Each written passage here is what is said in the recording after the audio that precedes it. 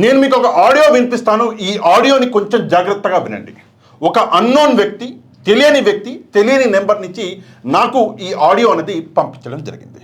ముందు ఆడియోని జాగ్రత్తగా వినండి, దాని తర్వాత మనం మాట్లాడదాం. పాకిస్తాన్ టెర్రరిస్ట్ పాషాగా అరటిపండు రైతు అలాగే కూరగాయల రైతు వాటిని చెప్తున్న నష్టం జరిగింది అంటున్నాం. కూటమి ప్రభుత్వంలో ఎర్రపూక టెర్రరిస్ట్ నా కొడక ఇను పాషాగా ఒక జంతువు మాంసం తిని ఒక అడవి దున్నలాగా ఉన్నావు. సైకో జగన్, క్రిమినల్ జగన్ దగ్గర డబ్బులు తీసుకొని నా కొడక ఒక యూట్యూబ్ ఛానల్లో నడుపుకుంటూ జర్నలిజంలో జనాలకి మోసం, అబద్ధాలు ప్రచారం చేసుకుంటూ నా కొడక నువ్వు ఉన్నావు. నా కొడక మీకు చంద్రబాబు నాయుడు గారి విజన్ అంటే నచ్చకపోవచ్చు, ఎందుకంటే మీరంతా విలన్స్. ఆయనకి విజన్ తెలుసు, విజయ తెలుసు, మీకు విలనిజం చేయడం తెలుసు. నా కొడక లంచా కొడకలు మీలాంటి నా కొడుకు చాలా మంది ఉంటారు. నా కొడకల్లారా నాశనం అయిపోతారు. నా కొడకల నిద్రలో హార్ట్ అటాక్ వచ్చి చెప్తారు. నా కొడకల్లారా మీలాంటి నా కొడుకు అబద్ధాలు చెప్తున్నారు.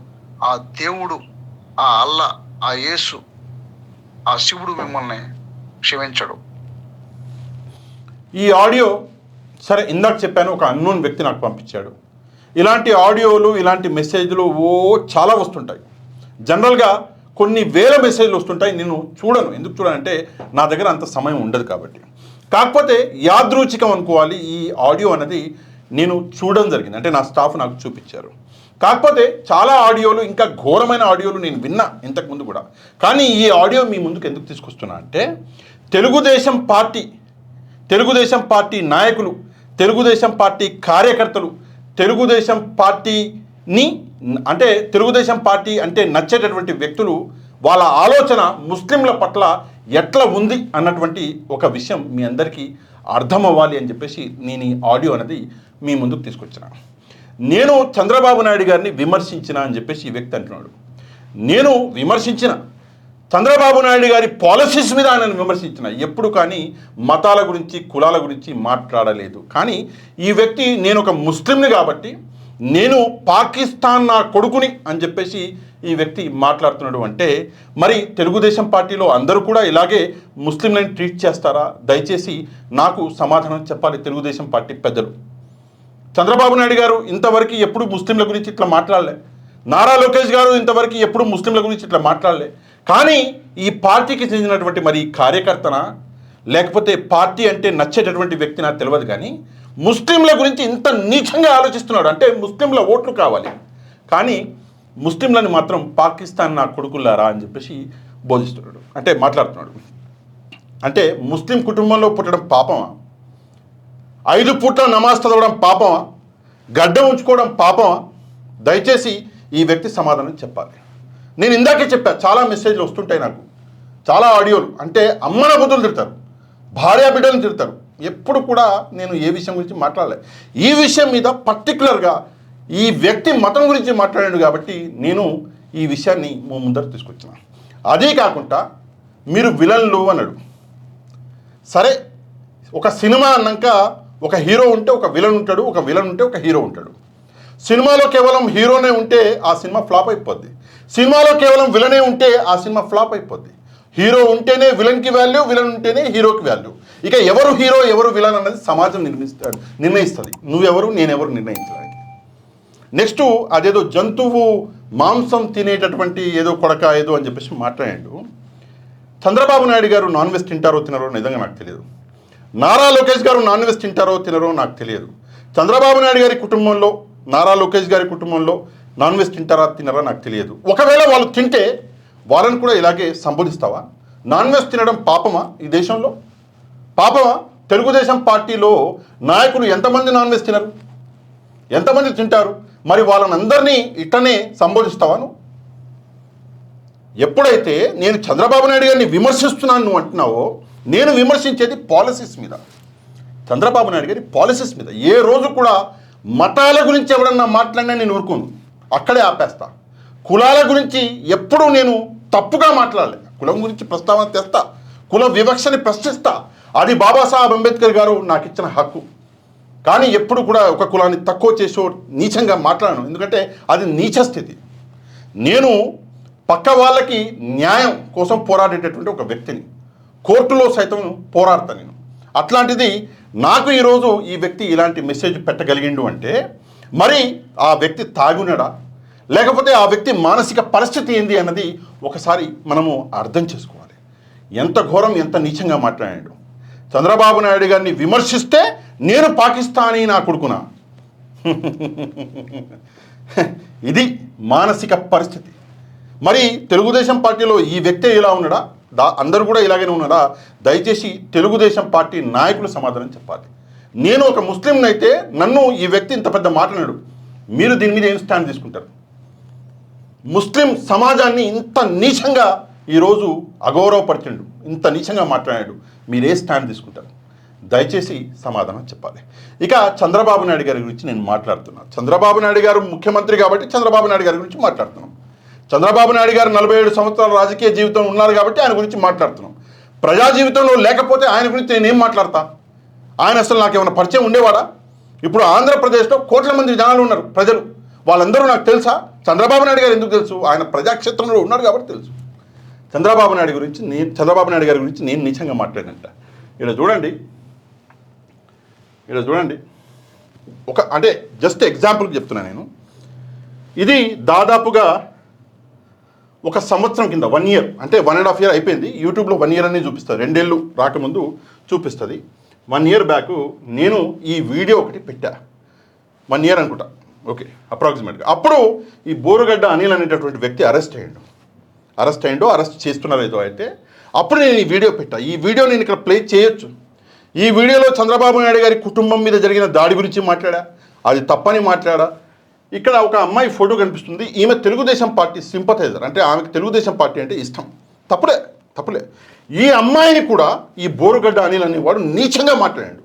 లోకేష్ గారికి అంటే అనకూడదు, ఏదో సంబంధం అంటగట్టాడు. నాకు కోపం వచ్చింది. ఆ రోజు నేను మాట్లాడా బోరుగడ్డ అనిల్ గురించి. తప్పిది, నీ ఇంట్లో కుటుంబం ఉంది, నీ ఇంట్లో తల్లి చెల్లి ఉన్నారు, మనం ఎప్పుడు వేరే ఆడవాళ్ళ గురించి మాట్లాడకూడదురా పోరంబోక అని ఆ రోజు మాట్లాడాను నేను. అది నేను చేసిన తప్ప. ఎవరో ఆ మహిళ, ఆ అమ్మాయి ఎవరో కూడా అంటే సోషల్ మీడియాలో చూస్తుంటే అంతే, తప్పు అని చెప్పా. అది తప్ప? మరి ఆ రోజు చంద్రబాబు నాయుడు గారి కుటుంబం గురించి నువ్వు మంచిగా మాట్లాడినావు, శభాష్ అని నువ్వు మెసేజ్ చేయలేదు నాకు? ఈ మాట్లాడిన వ్యక్తిని అడుగుతున్నా. నెక్స్ట్, సరే ఇక బోరుగడ్డ అనిల్ ఇక సరే వదిలేద్దాం, ఇది కూడా ఒకటి ఉంది. కానీ నెక్స్ట్ ఈ ఫోటో చూడండి.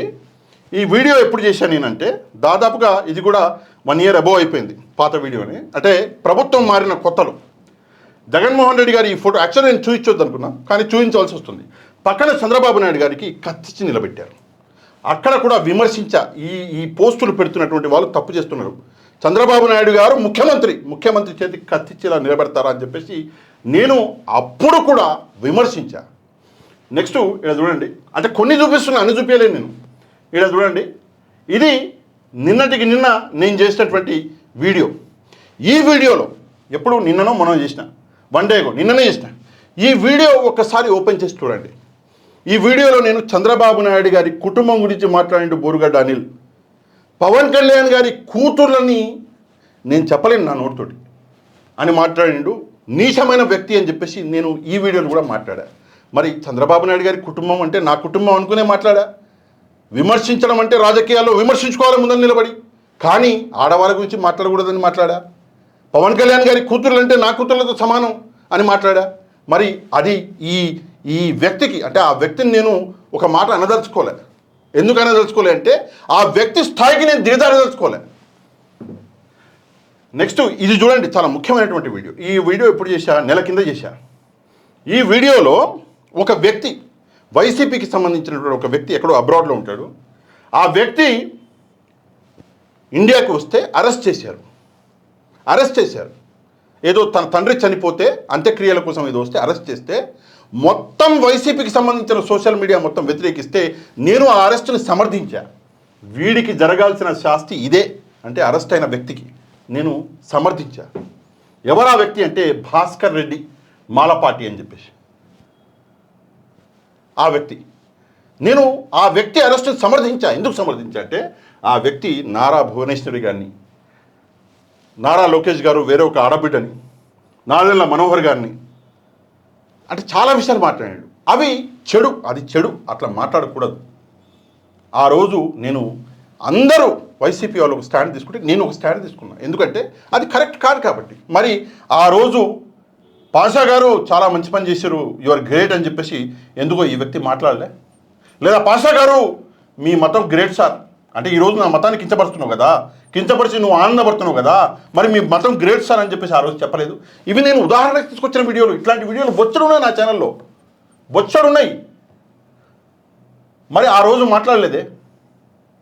అంటే ముస్లింలు అంటే అంత చిన్నచూపు, ముస్లింలు అంటే, ముస్లిం సమాజం అంటే అంత చిన్నచూపు. దయచేసి ఈరోజు నిజంగా మీకు ముస్లిం సమాజం పట్ల ఏదైనా గౌరవం ఉంటే టీడీపీ నాయకులు ఈ విషయం మీద ఒక స్టేట్మెంట్ ఇవ్వాలి. ఇవ్వగలరా? ఇవ్వరు. ఇవ్వడం కూడా అసలు ఎప్పుడు పట్టించుకోడు. ఎందుకంటే ముస్లింలు అంటే ఓట్లు గుద్దేటటువంటి ఒక సమాజం. ఏదో కళ్ళబొల్లి మాటలు చెప్తాము ఎలక్షన్స్ ముందు, వాళ్ళు ఓట్లు గుద్దుతారు, వెళ్ళిపోతాం అని చెప్పేసి ఇదే వాడుకుంటున్నారు. మరొక వైపు ముస్లింలు అదే పని చేస్తున్నారు. జనరల్గా నేను మతాల గురించి మాట్లాడి ప్రజల్ని మభ్యపెట్టే కార్యక్రమం చేయను, నాకు ఇష్టం ఉండదు. కులాల గురించి మాట్లాడి ప్రజల్ని మభ్యపెట్టే కార్యక్రమం చేయను. ఈరోజు ఎందుకు మాట్లాడుతున్నా అంటే కేవలం ఆ వ్యక్తి నన్ను తిడితే నేను మాట్లాడపోయేవాడిని. చాలామంది తిట్టారు, ఇంకా వీడియో ఇంకా ఆడియోలు బొచ్చలు ఉన్నాయి, చాలామంది తిడతారు. కానీ ఆ వ్యక్తి ఏం చేసిండు అంటే నేను ఒక ముస్లింని కాబట్టి తీసుకెళ్ళి నా శత్రు దేశంతో నన్ను కలిపేటటువంటి ఒక ప్రయత్నం చేసినాడు. నువ్వు నా కొడక అని ఉంటే నేనేం బాధపడేవాడిని కాదు, సరే నువ్వు నా తండ్రి లాంటి వాడివి అని చెప్పేసి ఊరుకునేవాడిని. కానీ నువ్వు పాకిస్తానే నా కొడక అన్నావు, అక్కడ నాకు కోపం వచ్చింది. సరే కోపం వచ్చిందంటే ఏం చేస్తారు, మిగతా వాళ్ళు కూడా అదే మెసేజ్ పెడతారు. నాకు తెలుసు ఈ బిజినెస్సే అలాంటిది. కానీ నేను ఈరోజు స్పందించాలి అని నా మనసుకు అనిపించింది. 1000 మంది ఈ వీడియో చూస్తే అందులో ఒక్కడికైనా నిజం అన్నది ఏందో అర్థమవ్వాలి కదా, అర్థమవుతుంది. ఆ ఒక్కడి కోసమే నేను ఈ వీడియో చేస్తున్నా, అందరి కోసం కాదు. సరే వీడియో చూస్తారు, వీడియోని పక్కన పెట్టి వెళ్ళిపోతారు. కానీ ఆ ఒక్కడి మనసులో అయినా అరే ఇది తప్పే, పాపం ఈయన ఏం చేసిండు, ఈయన ఏమన్నా మెప్పు చేస్తే ఈయనని అభినందించాలి, తప్పు చేస్తే ఈయనని విమర్శించాలి, కానీ ఈయన మతాన్ని విమర్శిస్తున్నామే అని చెప్పి ఒక్కరికైనా మనసులో వస్తుంది అన్నటువంటి ఒక సదుద్దేశంతో ఈ వీడియో చేసిన. నారా లోకేష్ గారు, చంద్రబాబు నాయుడు గారు దయచేసి, సరే నా వీడియోలు నేను అంత పెద్ద ఫేమస్ ఏం కాదులేండి కానీ వాళ్ళ దాకా పోవు, కానీ అయినా కూడా ప్రతి వ్యక్తి ఈ విషయం మీద మాట్లాడుకోవాలి. ఒక వ్యక్తిని కించపరచాలి అంటే ఆ వ్యక్తి మతాన్ని తిట్టడం మనము, కులాన్ని తిట్టడం మనము, ఈ విషయాలని ఆపేయాలి. అండ్ చిట్ట చివరిగా ఆ అరటి రైతుల గురించి నువ్వు మాట్లాడుతున్నావు అని చెప్పేసి మాట్లాడాడు. అరటి రైతులు పడుతున్నటువంటి గోస నీకు తెలవదా? నీకు అర్థం కాలేదా? లేదా తెలవకుండా పోయిందా? ఒక ప్రభుత్వం మంచి పని చేస్తే అవును మంచి పని చేసిందని చెప్పాలి, లేదు ఒక ప్రభుత్వం చెడు చేస్తే అవును చెడు చేసిందని చెప్పాలి. మీరు విలన్లు, హై విలనో హీరో అని చెప్పేది ఎవడు, నువ్వా నేనా? అది సమాజం చెప్పాలి. సరే ఏది ఏమైనప్పటికీ కూడా ఈ వీడియోలో నేను ఇంతే చెప్పాలనుకుంటున్నా. ఇంకా నేను ఈ వీడియోని నేను లాగదలుచుకోలే.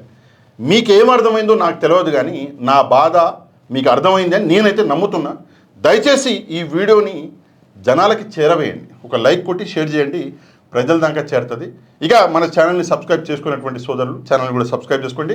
నెక్స్ట్ వీడియోలో మళ్ళీ కలుద్దాం. అంతవరకు థ్యాంక్ యూ వెరీ మచ్. జై హింద్.